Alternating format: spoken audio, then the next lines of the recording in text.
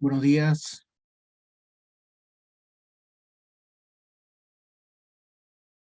Buenos días, profe. Buenos días, profe. buenos días.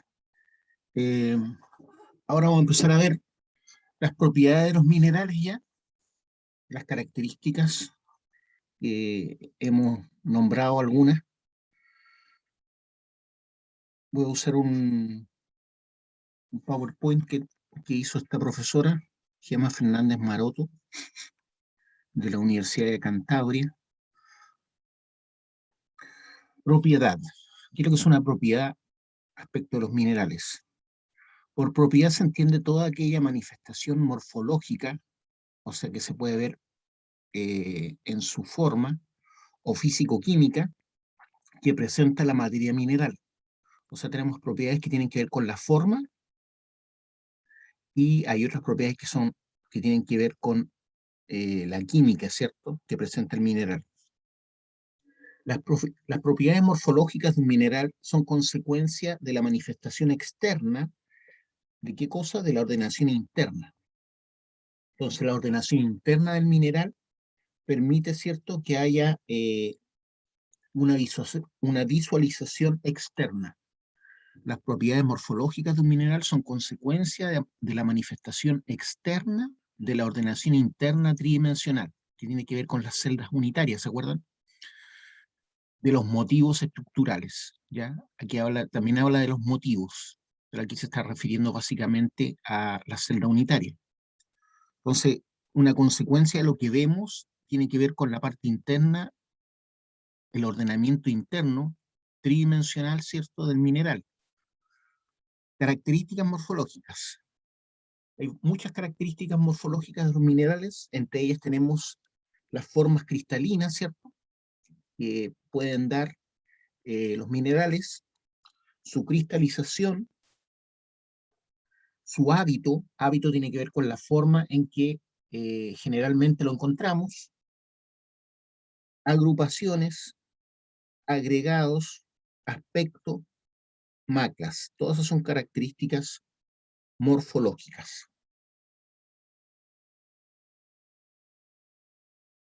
Respecto a la fisicoquímica de un mineral, hablamos de características intrínsecas, consecuencia del tipo o tipos de átomos que forman el mineral y de cómo están ordenados. Estas características del mineral son independientes de cualquier clase de tratamiento externo, ¿ya? O sea, vienen de forma natural. Entonces, repito esto, características intrínsecas, consecuencia del tipo o tipos de átomos que forman el mineral y de cómo están ordenados. Estas características del mineral son independientes de cualquier clase de tratamiento externo. Comportamiento del mineral. Comportamiento. El mineral se puede comportar como respuesta a determinados estímulos energéticos, ¿ya? Por ejemplo, cuando hablamos de la transmisión del calor, la conductividad eléctrica, tiene que ver con su ordenamiento interno. Comportamiento del mineral, entonces, como respuesta de determinados estímulos energéticos externos. Hay propiedades físicas en los minerales, a esas propiedades se le llaman organolépticas, propiedades organolépticas. Y hay propiedades químicas, y simplemente son las propiedades químicas del mineral. Anisótropos. Anisótropos. Todos los comportamientos de los minerales ante los estímulos externos son anisótropos. ¿Qué quiere decir eso? Voy a dar un ejemplo, ¿ya? Por ejemplo, si tengo aquí un cristal, ¿ya?, de un mineral, y eso es su forma tridimensional, ¿ya? Si yo paso electricidad por acá, el mineral va a ser distinto al comportamiento al pasar electricidad por acá, ¿ya? Eso significa que es anisótropo. Si yo ilumino con luz por acá, puede ser que de esta manera se vea distinto. Eso significa que tiene características anisótropas, ¿ya? Entonces, todos los comportamientos de los minerales ante los estímulos externos son anisótropos. Dependen de la dirección en la que actúa el estímulo exterior. Esta anisotropía puede ser continua si la propiedad se manifiesta en todas las direcciones del espacio, por ejemplo, la conductividad eléctrica. Esta anisotropía puede ser continua si la propiedad se manifiesta en todas las direcciones del espacio, como la conductividad eléctrica. Y discontinua si se manifiesta solo paralelamente a un determinado plano reticular, como les mostré en el dibujo, ¿cierto? Imaginémonos que solamente haya conductividad eléctrica cuando pasa la electricidad, ¿cierto? En la misma situación que dibujé anterior, este es el cristal, ¿cierto? Que puede ser un cristal grande o solamente una celda unitaria, ¿ya? Ese cristal grande, ustedes ya saben que está compuesto por cientos de celdas unitarias. Entonces dice que es discontinua si se manifiesta solamente paralelamente a un determinado plano reticular. Este es un plano reticular, acá tengo otro plano reticular. Entonces, si la conductividad, por ejemplo, o la transmisión del calor se ocurre en esta dirección, sería entonces anisotropía discontinua, ¿ya? Si se manifiesta solo paralelamente a un determinado plano reticular, por ejemplo, de la estructura, hablamos de exfoliación. Esa es la típica anisotropía, ¿cierto? Discontinua. Se manifiesta solo paralelamente a un determinado plano reticular de la estructura. Por eso tenemos cristales, ¿cierto?, que tienden a agruparse de forma de planos, y sabemos que la dureza es distinta, por ejemplo, en un mineral, si intento rayar por acá o si lo rayo por acá, ¿ya? Aquí es más fácil abrirlo, ¿cierto? ¿Por qué? Porque estos espacios, entre comillas, que hay entre cada lámina, esos enlaces son más débiles que los enlaces que están acá arriba formando un plano. Cuando dibujo un plano no significa que sea todo es un cristal, ¿cierto? Son millones de cristales que están unidos, ¿cierto?, que forman el plano. Pero esa cara, por ejemplo, en la biotita o la moscovita, es más dura respecto de si yo la pruebo perpendicular. Esta cara es más dura que si yo la pruebo paralela, ¿cierto?, a las caras. Aquí se tiende a abrir esto, ¿ya? Es más fácil que esto se abra, que es en la cara del mineral, se tiende a abrir, ¿ya? Es un ejemplo de anisotropía discontinua. Entonces, si se manifiesta solo paralelamente a un determinado plano reticular de la estructura, hablamos de exfoliación.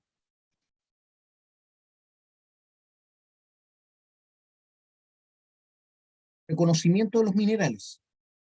Para el reconocimiento de los minerales, generalmente ocupamos propiedades que tienen que ver con la óptica o el tacto o el olor, ¿ya? Reconocimiento de visu. Se estudia el comportamiento del mineral a los estímulos energéticos externos. Reconocimiento químico, mediante reacciones por vía húmeda o vía seca. Entonces, reconocimiento de visu, se estudia el comportamiento del mineral a los estímulos energéticos externos, como por ejemplo la luz. Hay minerales que son fluorescentes cuando los ponemos bajo radiación ultravioleta.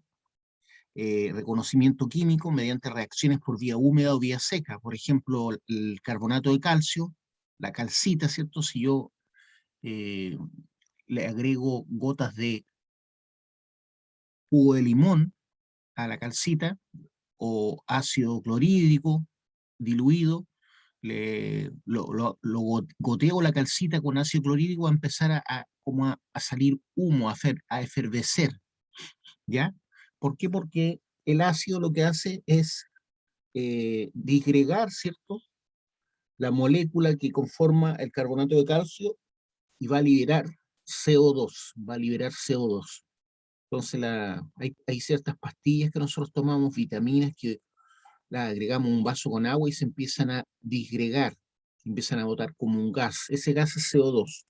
Y para que ocurra eso es porque la pastilla está formada en base a carbonato de calcio. Podría ser un reconocimiento químico, mediante reacciones por vía húmeda o por vía seca. En este caso es vía húmeda, ¿cierto? Reconocimiento óptico. Observación a través de un microscopio petrográfico, ¿cierto? Para mirar minerales, de las propiedades ópticas de los minerales, ¿ya? Propiedades ópticas de los minerales son, por ejemplo, el color, el brillo. Hay minerales que, ¿cómo se llama? Muestran la imagen cambiada cuando uno ve a través de ellos. Se produce una refracción a través de los rayos de luz que pasan a través del mineral. Entonces, todas esas son propiedades ópticas. Difracción de rayos X, ¿ya? También es una propiedad que ciertos minerales tienen. Todas esas son formas de reconocer los minerales. Esas eran propiedades químicas, ahora veamos las propiedades físicas. Morfología. O sea, cómo se ve el mineral a simple vista. El mineral se describe a través de su forma cristalina, hábito característico. Por ejemplo, si estoy viendo un solo cristal, puedo ver agrupaciones, agregados, aspectos, maclas. A la derecha tengo un cristal de pirita, donde claramente se ve su hábito, ¿cierto? Cristalográfico, y se ve a qué sistema cristalino pertenece, que es el sistema cúbico. Entonces, cuando yo miro esta cara, estoy viendo en esta cara millones, ¿cierto?, de celdas unitarias que al ponerse una arriba de otra, una al lado de otra, así como ladrillos, conforman esta cara. Y hay ángulos que se mantienen de acuerdo a cada sistema cristalino. Acá al lado tengo una fluorita, ¿ya? Una fluorita que también tiene, también pertenece al sistema cristalino cúbico, pero aquí vemos una macla, por ejemplo, una macla, cuando están montados un mineral sobre otro, ¿ya? O crece uno para un lado y otro para el otro lado. Ahí también aquí se ve una macla.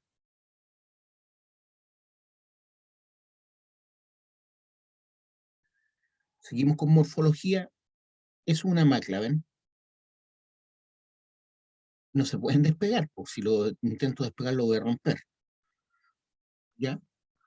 Y esto también es una forma característica, ¿cierto?, de cómo cristalizan ciertos minerales. En este caso estamos hablando del manganeso. El manganeso tiende a cristalizar con esta forma dendrítica, o sea que forma como ramas de árbol, Ya, es como que fuera una pintura, pero algunas personas, perdón, cuando lo ve creen que son fósiles, no. Es su hábito de cómo cristaliza este mineral superficialmente en una roca. Eso es el manganeso. El manganeso tiene esta característica de cristalización dendrítica. Propiedades físicas. Ya conocemos una de ellas, es la exfoliación. Es la propiedad que tienen algunos minerales de romperse según ciertas direcciones cristalográficas, ¿cierto? A eso le llamamos planos de debilidad. Depende de la estructura interna del mineral y es constante para cada mineral. Entonces, en el caso de la biotita, por ejemplo, y la moscovita, que tiene un hábito que forma planos paralelos, es mucho más fácil, ¿cierto?, romperla, o separar esos planos, aplicando una fuerza paralela a esos planos, para poder introducir, por ejemplo, mi navaja en esas partes. O sea, se va a tender a abrir. En cambio, por acá arriba no tiene esa característica, la exfoliación.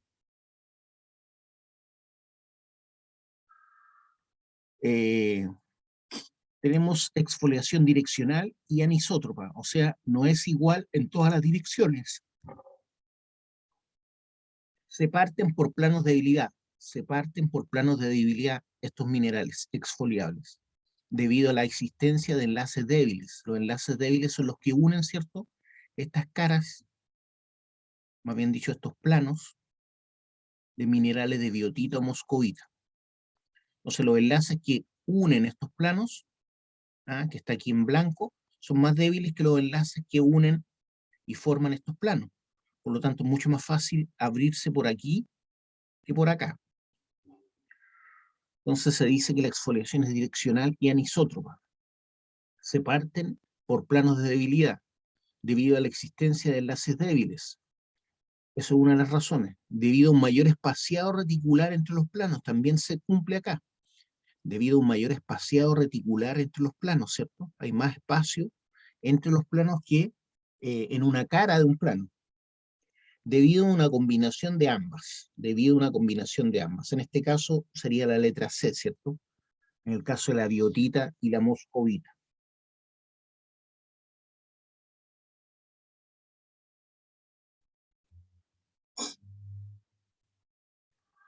Grados de exfoliación. Existen distintos grados de exfoliación. Hay exfoliación excelente, perfecta, buena, imperfecta y muy imperfecta.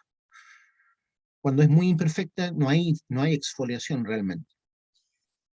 ¿Qué minerales tienen exfoliación perfecta? Perdón, excelente. El mineral se rompe en finas láminas en un solo sentido. El mineral se rompe en finas láminas en un solo sentido. Por ejemplo, el grafito tiene exfoliación excelente. Y esas pequeñas láminas de grafito que se separan forman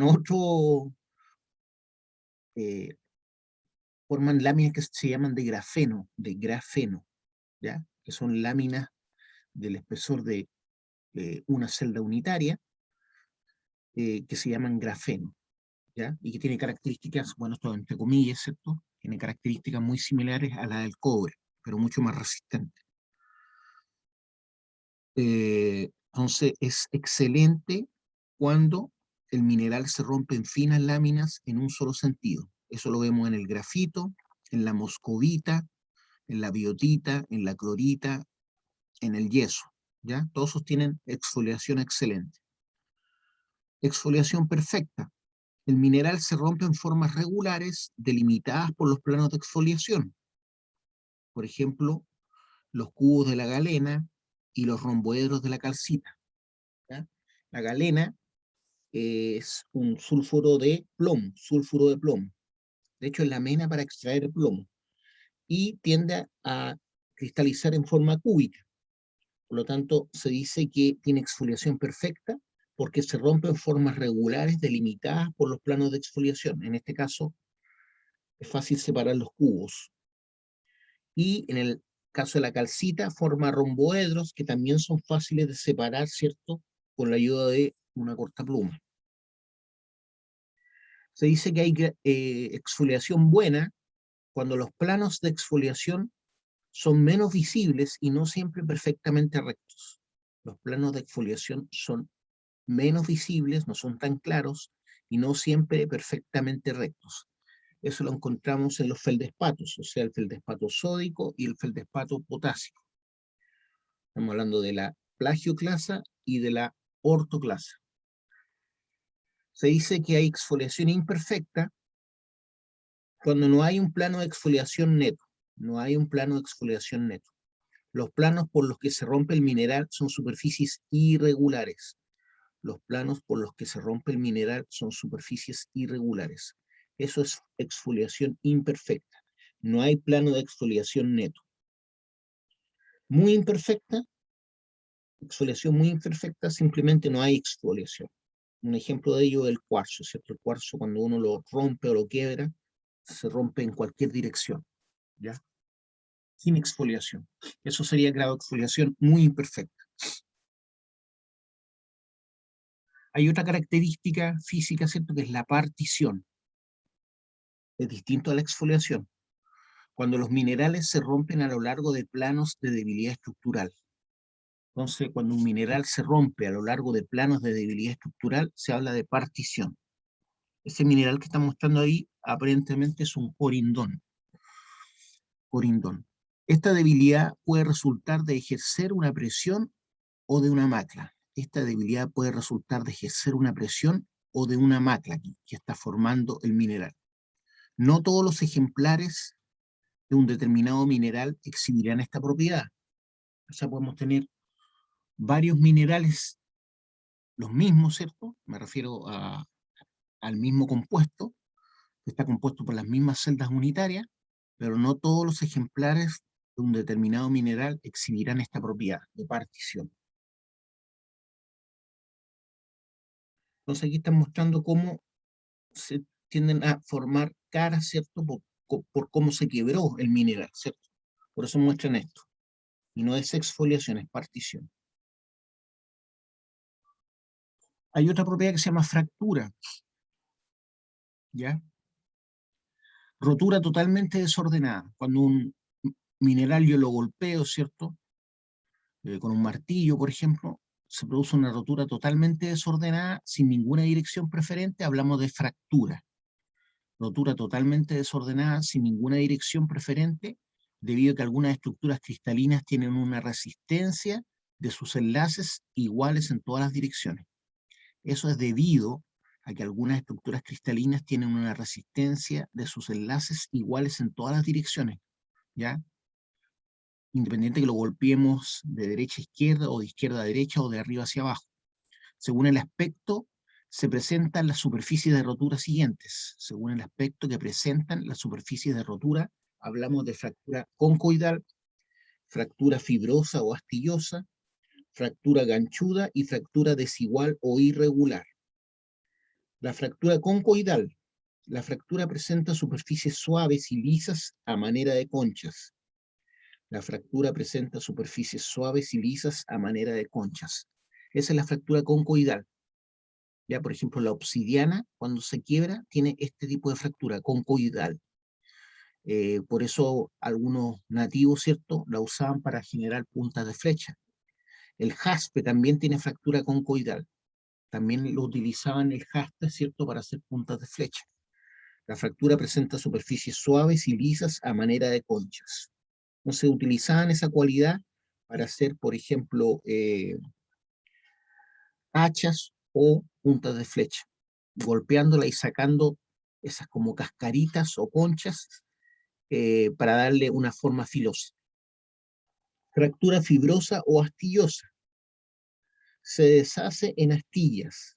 ¿Ya? Hay ciertos minerales que se tienden a deshacer en forma de astillas. ¿Ya? Uno de esos minerales es el asbesto. El asbesto tiene esa forma de deshacerse. Es un mineral, entre paréntesis, muy contaminante. Ya no hay que tomarlo, el asbesto. De hecho, antes se utilizaba para hacer el pizarreño, o sea, estos techos como de cemento que hay.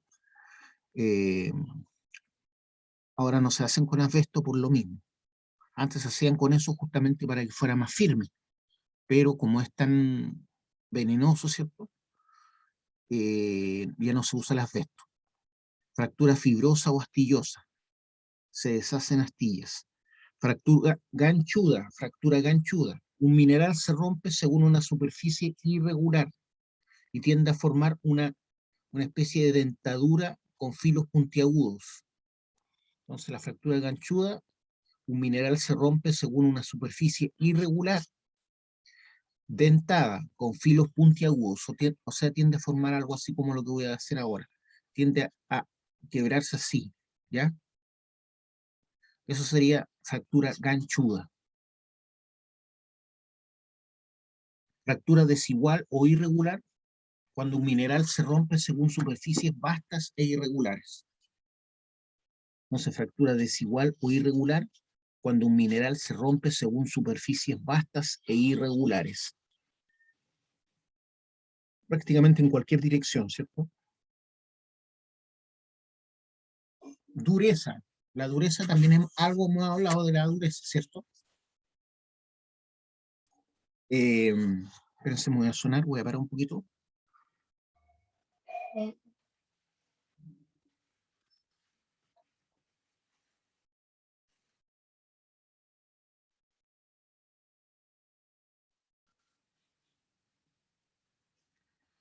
Les decía de la dureza. Resistencia que ofrece la superficie lisa de un mineral a ser rayado. Ya sabemos que el mineral más duro raya el mineral más blando.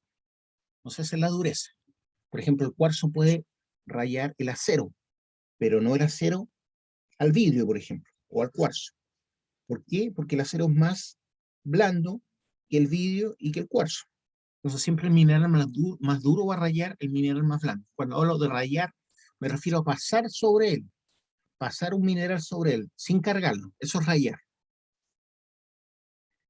Resistencia que ofrece a la penetración de otro cuerpo, esa es la dureza. Resistencia que ofrece a la penetración de otro cuerpo simplemente por pasarlo encima. Por ejemplo, cuando con un cuchillo pasamos la punta del cuchillo sobre la mantequilla, eso sería lo mismo que ocurre a nivel micro, ¿cierto? En cualquier mineral que es más blando. ¿Ya? Hay una separación que se produce de las moléculas, de las celdas unitarias. Resistencia que ofrece a la penetración de otro cuerpo. Se considera relacionada, ¿cierto?, la dureza con la cohesión de los minerales. Se considera relacionada con la cohesión de los minerales, o sea, la forma en que están unidas las celdas unitarias. Y depende de la exfoliación. Va a depender de la exfoliación. La dureza es siempre menor en un sentido paralelo a la exfoliación. Como vimos ya varias veces, ¿cierto?, al dibujar láminas de un mineral exfoliable que tiende a cristalizar formando caras planas, como la biotita, o la moscovita, o la clorita y el yeso. No es lo mismo, ¿cierto?, pasar un cuchillo por acá arriba, pasar un cuchillo en este sentido, ¿cierto? Por este sentido voy a rayarlo más fácilmente porque estos enlaces que unen las capas son más débiles que los enlaces que forman la capa. Los enlaces que forman la capa, los enlaces que forman la capa son más cohesionados que los enlaces que unen las capas, que sería la parte blanca, ¿cierto? A eso se refiere cuando dice la dureza es siempre menor en un sentido paralelo a la exfoliación. Desempeña un papel importante la separación entre partículas estructurales, o sea, la separación que existe entre los átomos, ¿cierto?, que conforman, por ejemplo, una celda unitaria, influye sobre lo que es la dureza. Imaginemos que tengo este mineral de halita, o sea, de sal común, que sería un cristal cúbico, ¿cierto? La halita pertenece al sistema cúbico de cristalización. Entonces va a depender de los enlaces que hay que conforman este cristal.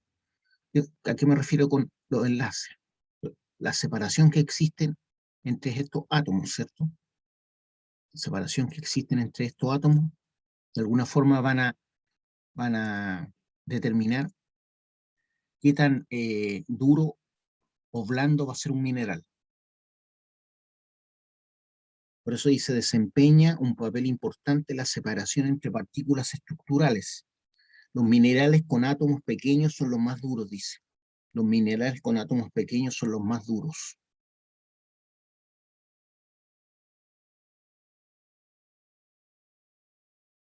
O sea, los minerales que están conformados con átomos pequeños como el carbono, ¿cierto? O el carbón, son minerales más duros. En el caso del carbono estamos hablando del diamante.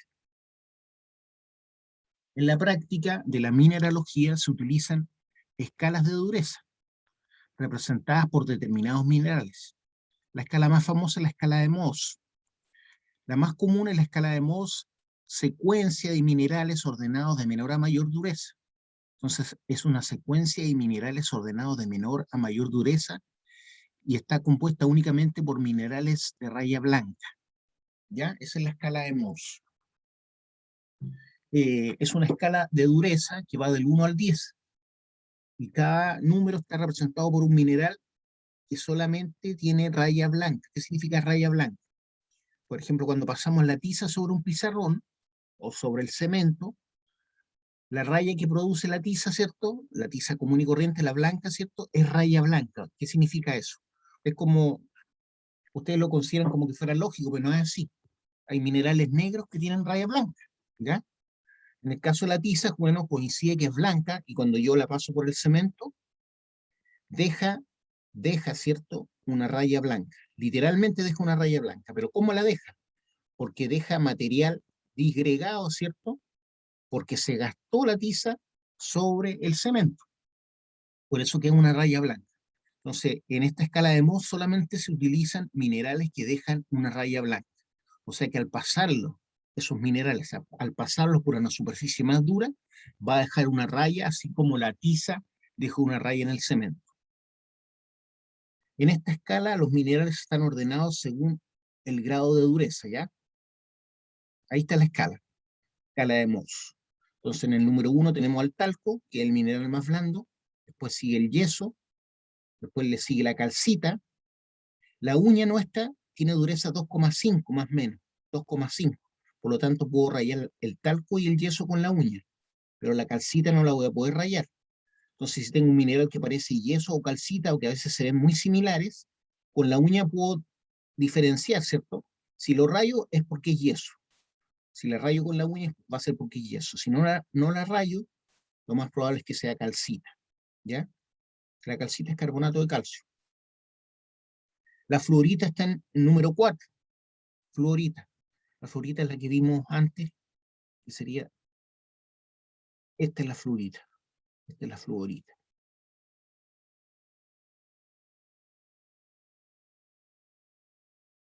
Después viene el apatito, después la ortosa o ortoclasa, es lo mismo, ortosa o ortoclasa, que es el feldespato potásico, del potasio. Después le sigue el cuarzo, después el topacio, el corindón ya lo habíamos visto, ¿cierto? También, ese es corindón, casi tan duro como el diamante. Y después el diamante. O sea, lo único que puede rayar el corindón es el diamante.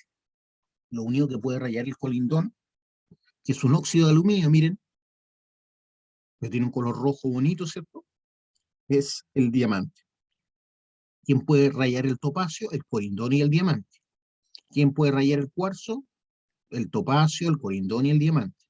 Y el cuarzo a su vez puede rayar la ortosa, el apatito, la fluorita, la calcita, el yeso y el talco. Ahí están sus fórmulas químicas representativas. Y es importante entender que el diamante, ¿cierto?, es solo carbón, ¿ya? Solo carbón, pero ordenado de una forma bien especial porque se conformó a presiones elevadas, su estructura atómica se conformó bajo altas presiones. Por eso es distinto del carbón mineral, ¿cierto?, el que podemos sacar, por ejemplo, en lota. Ese carbón mineral que se utiliza para la calefacción, ¿cierto?, o para las termoeléctricas, no tiene mayor valor comercial. En cambio, el diamante sí, porque es muy escaso, ¿ya? Y se produce a grandes presiones. Hoy en día podemos fabricar diamantes, ¿ya? Pero cuando fabricamos diamantes ya no hablamos de diamante, hablamos de brillante, ¿ya? Por ejemplo, uno puede comprar un anillo de brillantes,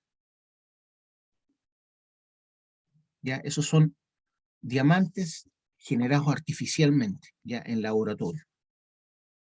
Tienen la misma estructura que el diamante, pero tienen menor valor. ¿Por qué? Porque fueron hechos por el hombre, ¿ya? Por eso le llaman, hacen la diferencia entre brillante y diamante.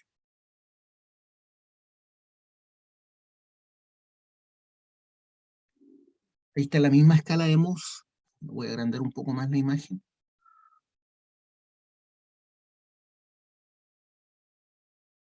El diamante tiene dureza 10, el corindón 9, el topacio 8, el cuarzo 7. Por lo tanto, una placa de porcelana tiene dureza 6,5. Yo no puedo rayar, por ejemplo, la ortosa, perdón, la ortosa, si yo paso la ortosa por una placa de porcelana, si yo paso la ortosa por una placa de porcelana que tiene una dureza mayor, porque 6,5 va a quedar una raya blanca, ¿ya? O sea, la ortoclasa, al pasarla por una placa de porcelana, va a dejar una raya blanca. ¿Por qué? Porque la placa de porcelana es más dura, ¿ya? A su vez, el cuarzo puede rayar la placa de porcelana, o sea, gastarla. El vidrio tiene una dureza ahí, como ustedes ven, 5,5. O sea, está por sobre la punta de la navaja. Por eso un cuchillo no puede rayar el vidrio. Por eso un cuchillo no puede rayar el vidrio cuando lo paso encima de un vidrio. El cuarzo sí, el cuarzo si yo paso un cristal de cuarzo sobre el vidrio lo va a rayar. El apatito dureza 5, la fluorita dureza 4, una moneda de cobre, por ejemplo, de 100 pesos, tiene una dureza 3,5. ¿Ya? La uña tiene dureza 2,5, por lo tanto puede rayar el yeso y el talco, pero no la calcita. ¿Tienen alguna pregunta que me quieran hacer?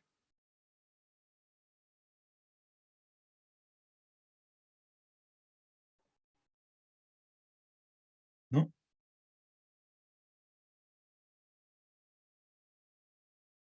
Aquí está la imagen. Tenacidad, ¿qué es lo que es la tenacidad? Es la resistencia que opone un mineral a ser roto. Es la resistencia que opone un mineral a ser roto. Molido, doblado, desgarrado, en resumen, tiene que ver con su cohesión, ¿cierto? Eso es la tenacidad. Es la resistencia que opone un mineral a ser roto, o sea, a separar los enlaces que conforman las celdas unitarias. Entonces, la resistencia que opone un mineral a ser roto, molido, doblado o desgarrado tiene que ver con la cohesión. Eso es la tenacidad. Entonces, hablamos de que la tenacidad es frágil, maleable, séptil, dúctil, flexible o elástica. ¿Ya? Entonces, hay distintos grados de tenacidad. Se dice que un mineral es frágil cuando fácilmente se rompe o se reduce a polvo. ¿Ya? Los diamantes, por ser muy duros, son frágiles. ¿Ya? Las cosas más duras son más frágiles.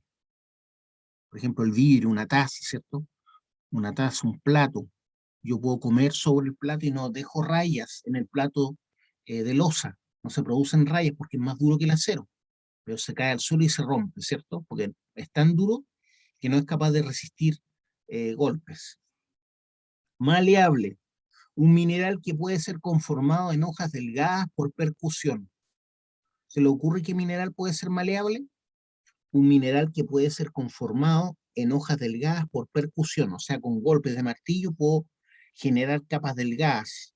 ¿Qué mineral sería maleable según esta definición? Hay varios minerales maleables. ¿Se le ocurre alguno? El Guillos, oro, el oro, ¿cierto? El oro es maleable, el cobre es maleable, ¿ya? profesor. Sí. ¿Y el grafeno qué sería? El grafeno son capas delgadas de grafito, capas muy delgadas de grafito, con la separación de un átomo o una celda unitaria de separación. Acuérdense que hay celdas unitarias, ¿cierto? Las celdas unitarias que conforman las capas de grafito se separan dejando solamente el espesor de una celda unitaria y eso forma el grafeno. El grafeno es un material que se descubrió justamente con el grafito y se dio cuenta que tenía propiedades bien especiales, como por ejemplo que es flexible, es muy tenaz, es más tenaz que el acero, es transparente, es natural que sea transparente, porque estamos hablando de una capa tan delgada como una celda unitaria. Y se ha visto que, por ejemplo, tiene mejor conductividad eléctrica que el cobre, tiene mejor conductividad eléctrica que el cobre. Pero, ¿cuál es el problema? Que es difícil fabricarlo en forma industrial. Es muy difícil fabricarlo de forma industrial, por eso el cobre sigue siendo el rey de la conductividad eléctrica todavía, ¿ya? Mientras no se pueda fabricar de forma industrial, es difícil que el grafeno pueda superar al cobre. No sé si respondí su pregunta. Sí, profe. Sí, Ya. perfecto. Número 3 dice que un mineral es séptil. ¿Cuándo? Mineral es séptil cuando puede cortarse en virutas delgadas con un cuchillo. Un mineral es séptil cuando puede cortarse en virutas, ¿ah?, delgadas con un cuchillo. Las virutas son, por ejemplo, lo que forman las virutillas. No sé si conocen las virutillas. Esas son virutas. Cada una de como pelos que hay son virutas. Pelos de aluminio o acero. Un mineral que puede cortarse en virutas delgadas con un cuchillo es séptil. El aluminio creo que es séptil. Dúctil, un mineral al que se puede estirar en forma de hilo. ¿Qué mineral se puede estirar en forma de hilo?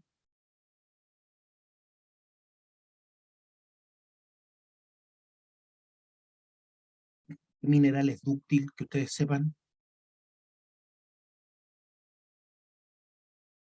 El cobre, pues chiquillos, el cobre.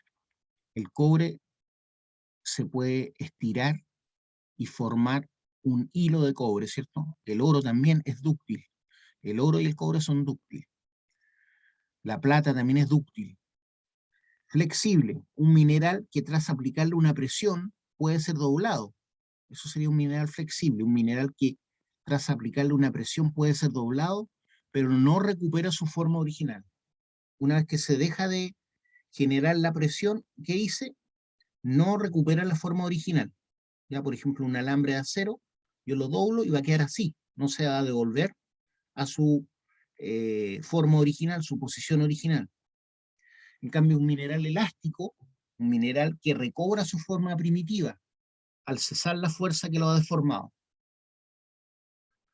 ¿Saben de algún mineral elástico? Que yo lo doblo así después dejo de aplicar la fuerza y vuelve a su posición original.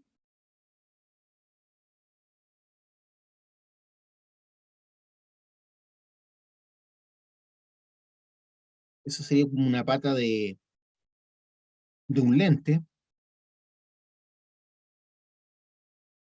que yo la puedo doblar, ya sea hacia acá o hacia adentro, y va a volver a su posición original.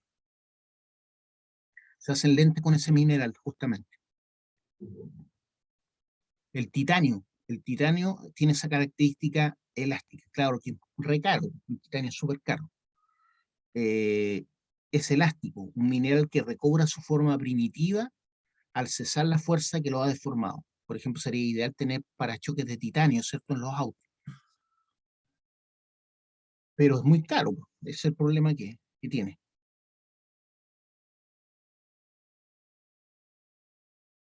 Peso específico, otra característica súper importante para diferenciar los minerales y cualquier material, ¿cierto? El peso específico, ¿ya?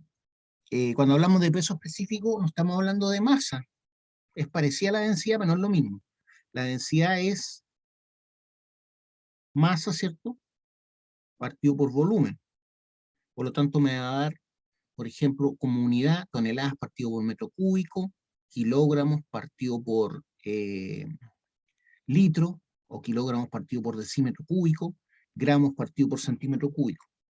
¿Ya? En cambio, el peso específico, cuando hablo de peso, uno tiene que entender que está hablando de fuerza, ¿cierto? Porque el peso es igual a la masa por la aceleración de gravedad, ¿ya? Y el peso específico tiene también que ver con el peso atómico de los materiales que conforman lo que estoy midiendo, ¿cierto? Si el peso atómico de un mineral es alto, va a tener un alto peso específico. Es un número que expresa la relación entre el peso del mineral y el peso de volumen igual de agua a 4 grados Celsius. ¿Qué significa eso? Que no tiene unidades, ¿cierto?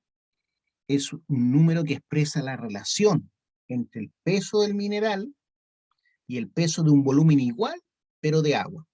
O sea, cuando hablamos que algo tiene un peso específico 7, significa, por ejemplo, que un litro de agua va a pesar 1 kilo, pero un litro, o sea, 1000 centímetros cúbicos de ese mineral va a tener eh, un peso de 7 kilos, ¿cierto? 7 kilos. Voy a mostrar un cubo, siempre lo muestro en clase, voy a mostrarlo de nuevo. Aquí tengo un cubo Rubik, ¿ya? Tiene caras como casi de 10 centímetros, realmente no son 10 centímetros, son como 8. Pero imaginemos que este sea 10 centímetros, 10 centímetros, 10 centímetros, o sea, estamos hablando de 1000 centímetros cúbicos, 10 por 10 por 10. Estaría formando 1000 centímetros cúbicos este volumen, si fuera de 10 centímetros cada lado. ¿ya? Esto, si lo lleno con agua, si un volumen como este lo lleno con agua, va a pesar 1 kilo. Eso sería 1 litro, ¿cierto? 1000 centímetros cúbicos. Pero si algo tiene la densidad 7, va a pesar 7 kilos, ¿ya? Si algo tiene la densidad 19,3, si algo tiene la densidad, perdón, la densidad del peso específico 19,3, esto va a pesar 19 kilos. Este mismo volumen que de agua pesa 1 kilo, este mismo volumen de oro pesa 19,3 kilos. ¿Por qué? Porque ese es el peso específico del oro. Eso es el peso específico del oro, 19,3. El uranio tiene 19,1. Son como los metales más pesados. Pero hay cosas livianas, metales que tienen un peso específico que va entre el 1 y el 2, como el aluminio, ¿ya? Entonces el peso específico de un mineral es constante, por lo que su determinación es un valor importante en la identificación de un mineral. ¿De qué va a depender el peso específico? La clase de átomos de que está compuesta y la manera como están empaquetados los átomos, ¿ya? ¿Qué tan unidos están? Se entiende que un material es más denso, ¿cierto? Cuando hay más átomos en un mismo volumen. Por ejemplo, si hablamos de densidad ahora, por ejemplo, si tengo este mismo cubo, ¿cierto? El mismo cubo que les mostré recién, imaginemos tengo este volumen, o sea, 1 litro de algodón. ¿Cuánto pesará 1 litro de algodón? Re poco, ¿cierto? Pesará 10 gramos, quizás con suerte 10 gramos, ¿ya? Este volumen de algodón. Pero este mismo volumen de arena pesa mucho más, ¿cierto? ¿Por qué? Porque la materia está más cercana, unida, los átomos están más cercanos uno al otro. Por eso pesa más, ¿ya? Porque está compuesta por más materia, un volumen de 1 litro de arena que un volumen de 1 litro de algodón. Entonces ahí aparece el concepto de densidad. ¿Por qué hablo de densidad? Porque abajo dice la manera como están empaquetados los átomos. Pero también influye mucho la clase de átomos, como dice el número 1, la clase de átomos de que está compuesta. ¿Ya? La clase de átomos de que está compuesta, porque hay átomos mucho más pesados que otros, ¿cierto? El uranio, el oro, son átomos pesados, están compuestos por muchos neutrones, protones y muchos electrones. Pero la masa de un átomo básicamente la conforman los protones y los neutrones. Eso es lo que más pesa de un átomo. Los electrones son despreciables su peso, porque son pequeñísimos, ¿ya? Entonces el peso específico de un mineral es constante, por lo que ayuda mucho a determinar su valor. Determinar, más bien dicho, sirve para determinar e identificar el mineral. Para identificar el mineral es súper importante el peso específico, ¿ya? El peso específico, por ejemplo, del oro ya se conocía en la época de Arquímedes, y un rey le hizo, si no mal recuerdo de Arquímedes, o Aristóteles, no recuerdo bien, pero creo que es Arquímedes, que un rey le dijo que tenía que ver si realmente su corona era de oro. Entonces, desplazando un volumen igual de agua que la corona, tenía que eh, pesar, ¿cierto?, 19 veces ese volumen en agua, para saber si era de oro o no, ¿cierto? Porque el peso específico del oro es 19,3. Y así él demostró, ¿cierto?, que realmente la corona era de oro. Determinación del peso específico. Determinación del peso específico. Para determinar con exactitud el peso específico de un mineral, deberán observarse ciertas condiciones. El mineral debería ser puro, ¿cierto? Debe estar en estado puro. Debe ser compacto, o sea, no debe ser hueco. Un mineral o un material que yo le quiero determinar el peso específico no puede estar hueco, ¿cierto? Tiene que ser compacto. Y debo tener una muestra de lo menos 1 centímetro cúbico.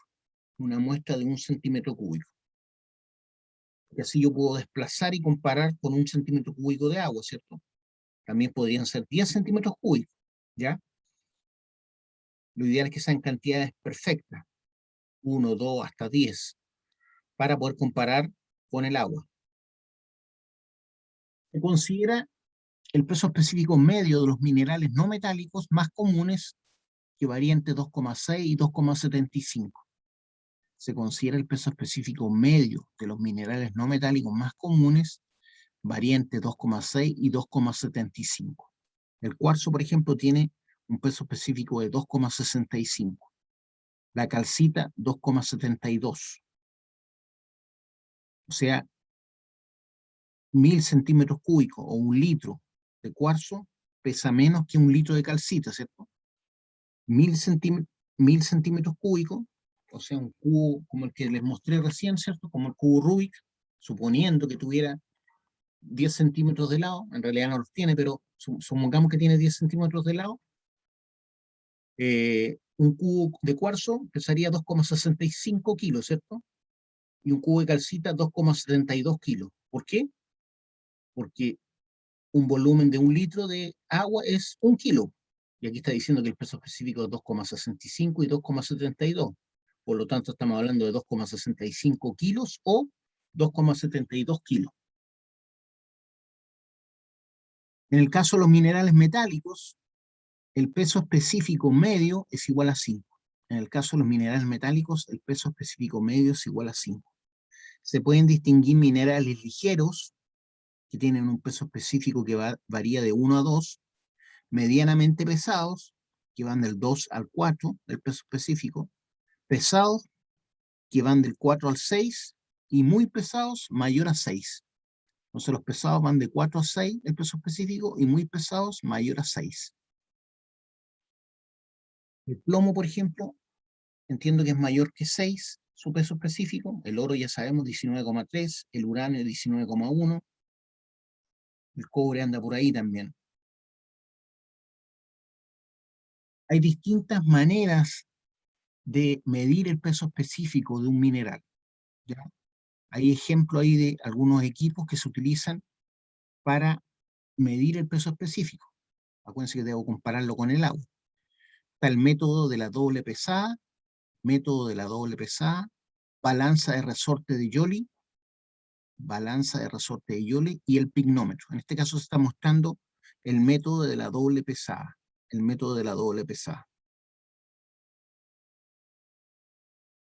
Esto lo vamos a ver más en detalle en la próxima clase, ¿ya?